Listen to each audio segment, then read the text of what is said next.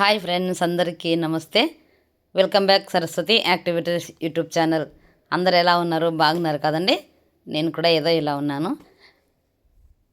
ఇది ఒక అద్భుతమైన గోశాల చూడండి. ఒక అద్భుతమైన గోశాల అంటే ఇక్కడ శ్రీకృష్ణాలయం ఉంటుంది.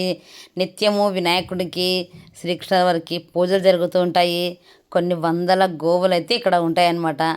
చూడండి, మన ముందర శ్రీకృష్ణుల వారి విగ్రహం ఎంత బాగుందో. గోవర్ధనగిరి పర్వతాన్ని చిటికిన వేలుతో ఎత్తిన శ్రీకృష్ణుడి విగ్రహము, చుట్టూ గోపికలు, ఇంకా భక్తజన సందోహ పరివారము అందరూ ఉన్నారు. చూడండి ఎంత బాగా ఉన్నారు. స్వామివారు అయితే చాలా ముగ్ధ మనోహరంగా ఉన్నారు.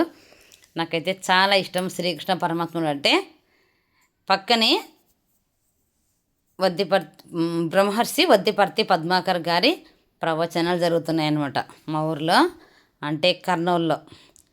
8 రోజుల పాటు ఏకదాటిగా ఉదయం నుంచి రాత్రి వరకు ప్రవచనాలు ఉంటాయి. నేను అక్కడికి వస్తూ ఉన్నానన్నమాట. సాయంత్రం పూట వచ్చాను నేనైతే. అంటే మధ్యలో లంచ్ అవర్కి ఖాళీ ఉంటుంది. తర్వాత 5 గంటల నుంచి ప్రవచనాలు మొదలవుతాయి అనమాట. మళ్ళీ నేను 5 గంటలకు వచ్చాను. ఇప్పుడు 8 గంటలు అయిపోయింది, ప్రవచనాలు అయిపోయాయి. తర్వాత పక్కనే గోశాల ఉందన్నమాట. ఇక్కడికైతే వచ్చేసాను. చూడండి ఎంత బాగున్నాయో ఆవులు అయితే.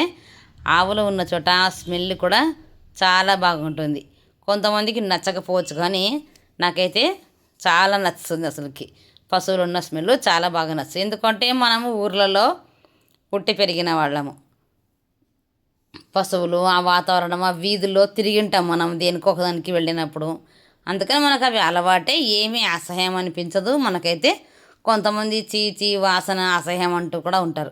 మాకైతే అలాంటిది ఏముండదు. గోపేడతో, ఎద్దుల పేడతో ఇళ్ళ ముందర అలికేవాళ్ళం ఎప్పుడు కదా మన చిన్నప్పుడు ఎప్పుడు. కానీ ఇప్పుడైతే అంత కలర్స్ అలుపుతూ ఉంటారు.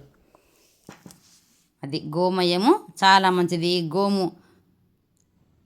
గోమూత్రం కానీ, గోమయం అంటే పేడ చాలా పవిత్రమైనది, చాలా పవర్ఫుల్, చాలా బాగుంటుంది.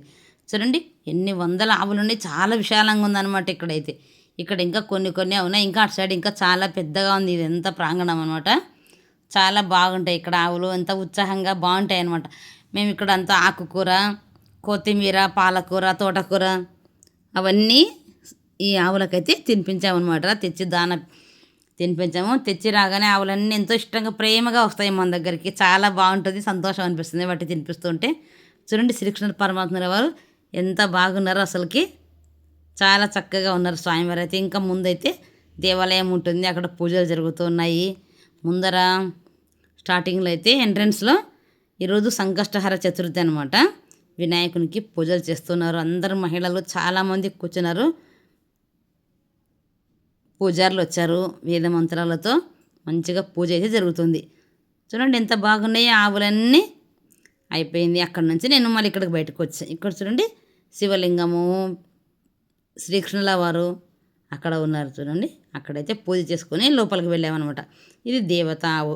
నేను ఎప్పుడైనా గుమగుమలాడే వాసనలతోటి సుగంధ పరిమళ ద్రవ్యాలన్నీ కలిపి చేసే ధూప్ స్టిక్స్ తయారీ విధానం మన ఛానల్లో పెడుతూ ఉంటాను అప్పుడప్పుడు. నేను అవి తయారు చేయడానికి ఆవు పేడ కావాలన్నప్పుడు ఇలా ఆవులున్న చోట వెళ్ళి నేనే స్వయంగా సేకరించి తీసుకొని వెళ్తుంటాను అనమాట.